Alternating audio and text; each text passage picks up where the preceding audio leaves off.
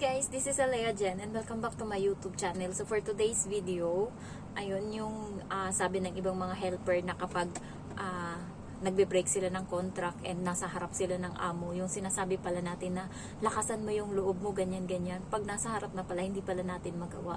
Kasi kanina, pinilit nila akong mag-extend daw, aabot daw ako ng 4 years sa kanila. Hindi ako makahindi kasi dalawa silang namimilit.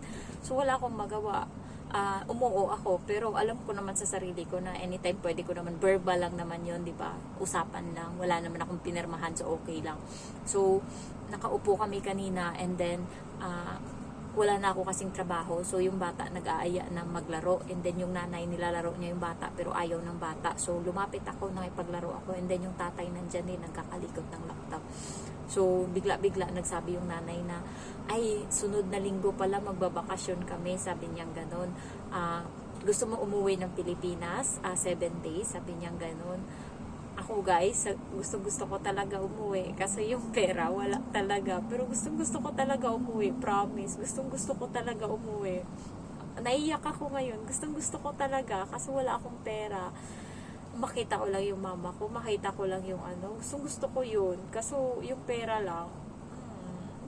Ay, benta ko ba tong cellphone ko para makauwi ako? Gusto ko, naiyak ako, walala ko na sa 7 days na yun makakasama ko sila, pero sabi ko sa amo ko, hindi, sabi ko ganun, hindi ako uuwi, bubuuin ko siya next year, uuwi ako next year, sabi ko ganun. Natulala silang dalawa ng amo kong babae tsaka lalaki, na nahimik sila, and then biglang naisip ng amo kong babae, kasi sabi niya, pinipilit niya ako. Sabi talaga, pinipilit niya ako. Kala niya kasi guys, mag-i-end contract ako. Hindi na ako magre-renew ganun. So sabi ko, hindi, uuwi ako next year. Sabi ko ganun. Kaya bubuuhin ko yan. Sabi ko ganun. And then sabi niya, baka gusto mo umuwi ng 7 days muna. Sabi niya ganun. Namimilit. Sabi ko, hindi. Kailangan ko kasing tignan yung bahay. And pag uwi ko, tsaka ko ipapaayos. So ngayon, pinahaba niya yung usapan. Patingin nga ng bahay. Sabi niya ganun. Tapos, ilang feet ba yan? Ano ba yung gawa niyan? Alam mo yung dalawa sila dalawa. Tinatanong kung ano yung materials, kung magkano na nagastos, kung ilan yung feet ng bahay, kung ilang centimeter, ilang feet, gano'n, dinidivide na nila. Sabi ko kasi 16 by 18, gano'n. Sabi, patingin nga ng floor plan. Sabi, sino gumawa ng floor plan? Sabi ko, ako lang. Sabi niya, talaga, marunong ka. Sabi ko, gawa ko lang yan. And then, nung pinakita ko sa kanila, sabi niya, nasan yung kwarto mo? Nasan yung kwarto mo? Sabi gano'n. Sabi ko, eto, dalawa lang yung kwarto. Sabi ko, gano'n. And then, natawa sila. Sabi nila, yung mama mo, tsaka sa'yo lang yung kwarto. Sabi ko, oo. Kasi yung mama ko, naman yun, tabi naman sila ng papa ko. And then ako lang. Kasi yung pamangkin ko, may mga bahay din sila. Pwede ko. Sabi niya, bakit yung kapatid mo, saan ba yung bahay nun? Sabi ko, pwede ko nga lang batuhin ng bato yung bahay ng kapatid ko. Sabi ko, gano'n. And then tumawa sila.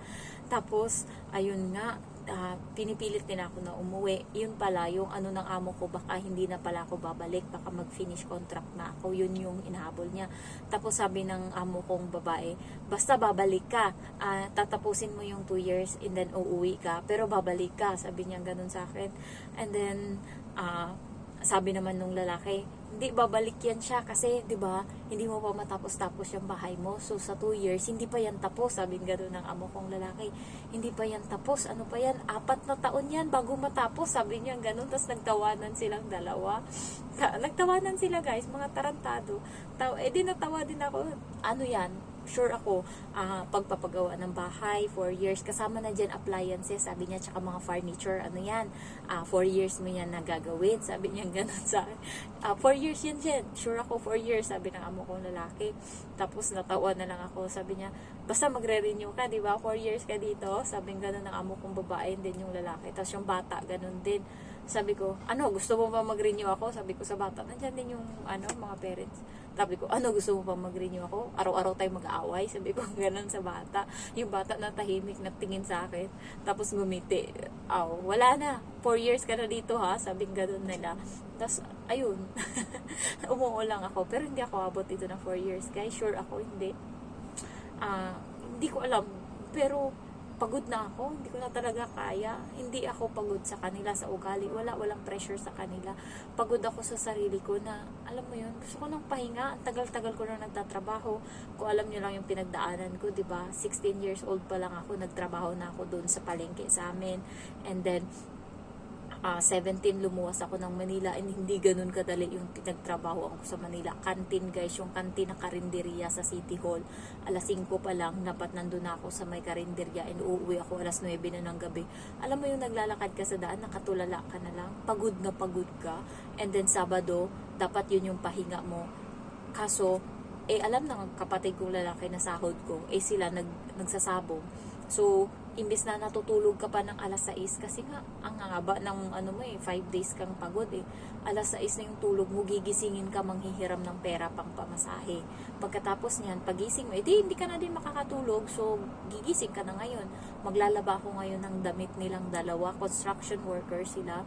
So, kapatid, damit nila guys is long sleeve. Iba pa yung damit nila pagpunta doon na polo shirt na pangporma, and then pantalon. Pagdating doon, iba pa yung damit nila na susuotin kasi nagpipintura sila. So, lalabhan ko yan lahat. Minsan binababad yan ng kapatid kong lalaki, yung panganay. Ay, grabe. Grabe talagang baho kasi simula Lunes pa yung binabad. Malalabhan ko Sabado na. Ang baho talaga. Tapos, minsan naawa yung kapatid kong isa, siya na yung naglalaba sa kanya kasi nga nalalagyan ko ng chlorine. So, siya na yung naglalaba. Ayaw niya na ipalaba sa akin. Ayun, natapos siya minsan madaling araw. So, grabe yung pagod ko. 1 taon ako doon mahigit, and then, inano ako ng kapitbahay namin na mag-sales lady daw ako, and buti na lang kamo, natanggap din ako. 1 year ako doon, and then pagbalik ko kasi sinundo ko yung bunso namin. Nagtrabaho uli ako sa kantin, ibang amo naman pero katabi lang. Doon medyo nakaluwag-luwag kami kasi nga hindi ganun kahirap katulad sa unang kantin yung trabaho ko. Pero pagod pa din guys kasi ako yung parang kanang kamay ng ng amo namin. So sa akin pinagkatiwala, umuwi siya ng Iloilo kasi namatay yung parents niya, namatay yung mama niya. Sa akin pinagkatiwala yung pera, lahat-lahat pagbabudget doon. Hindi guys, yung benta namin isang araw is nasa 40,000, 30,000, ganun yung bentahan, and ako yung may hawak. So sabi nga ng amo ko, buti hindi ka natakot na nasa iyo lahat ng pera. Sabi ko, hindi naman, awa ng Diyos naman guys, kahit alam nila yung mga adik-adik dyan, kahit alam nila na nasa akin lahat ng pera, hindi rin naman nila ako yung ginagalaw ba. So, 1 buwan siya mahigit doon. Ako nagbabudget, bumili ng bigas, soft drinks, alam mo yung mga tissue, microwave, lahat-lahat, gasol, lahat, soft drink, basta lahat-lahat ng mga gamit, kasi nagluluto kami dyan sa kantin Karinderya nga, ang putahe namin sa isang araw is 30 piraso. So, ganyan, grabe yung pagod, and then ako yung nagmamanage yan. Yan lahat, nakalista yan lahat, kung saan napunta yung pera. Makakakupit lang kami yan, bibili kami ng Jollibee. So, tumagal din ako doon ng 1 taon mahigit. Siyempre, ng kamay ako, maldita ako guys. Doon din kami nagkaanuhan ng amo ko kasi sumagot talaga ako. Nag-away kaming dalawa. Tapos biglang, tinapon ko yung hairnet ko doon.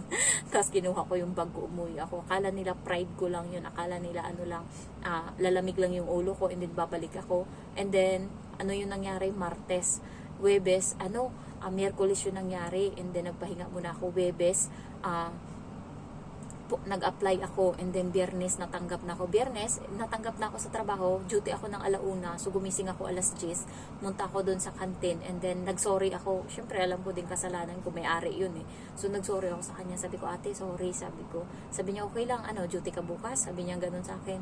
Sabi, pasok ka bukas? O kaya pasok ka na ngayon, duty ka na, sabi niya ganun. Sabi ko, hindi pasok ako mamaya sa trabaho ko, nag-sorry lang ako dito, nagpaalam lang ako, mamaya duty din ako doon sa trabaho ko. So na-shock sila, and yun yung dahilan.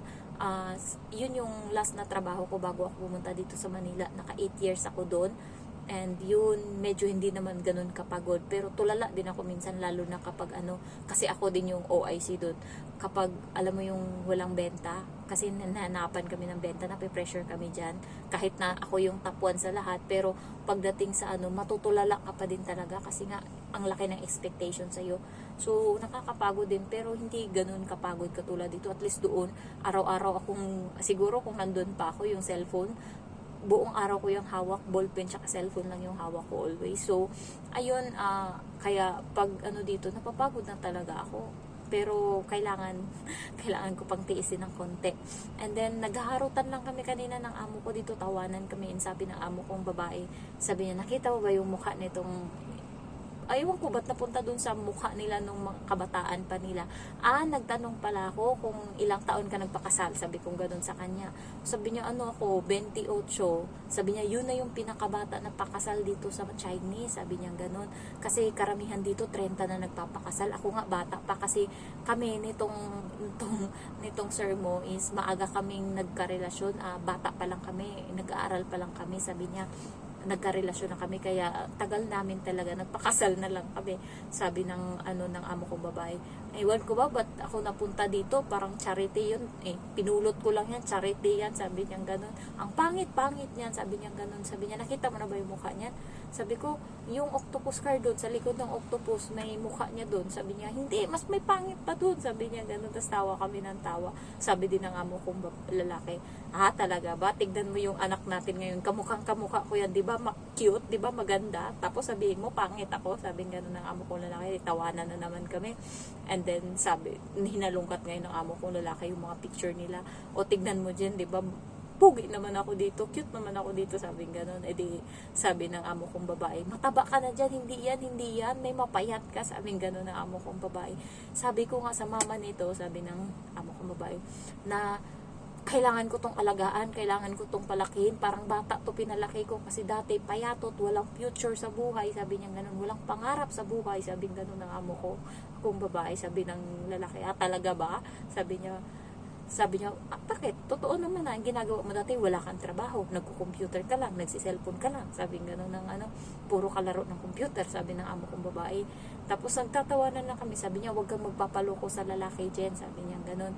Sabi ko, anong petsa na ako mag-aasawa? Magre-renew pa ako dito, matandang dalaga na ako, sabi kong gano'n. Sabi niya, okay lang yan, bata pa yan. Sabi niya, bata pa yan, sa susunod ka na mag-asawa, mag-ipon ka muna, hindi puro sa sarili mo, puro sa magulang mo. Sabi niya, mag-ipon ka muna. Ayun, nag-aanuhan kami, nagchichika kami kanina. Ang tagal din namin nagtawanan, siguro mga 1 oras din kami nag-aanuhan lang dyan, nag-anuhan. Sabi kasi ng amo kong babae, charity lang yan. Sabihin ko din sa lalaki, sir, tignan mo, sinasabi niya, charity ka daw. Sabi kong gano'n. Tapos natawa na naman, talaga. Sasabihin ng amo kong lalaki, kaya pala, sabi niya gano'n. Charity, tapos pinakasalan mo. Charity, tapos ganyan yung anak natin, maganda. Mana sa akin yan, kamukha ko yan, sabi ng amo kong lalaki. Hindi, nagtatawanan na. Alam mo yung happy lang yung bahay namin dito. Simula nung mas tumagal ako, mas naging masaya yung bahay namin. Kasi nung bago ako, nakakatakot na parati silang nag-aaway na, alam mo yun, nagsiselos. Pero ngayon wala nang ganun, wala nang selos, wala na, na lang, puro na lang kami. Tapos hindi na nagbibilang ng trabaho. Alam mo yung, simula dumating ako dito, promise, bilang lang sa daliri na napuna ako na mali yung ginawa ko. Parang wala nga wala. Tuturuan lang ako, next time ganito yung gawin mo.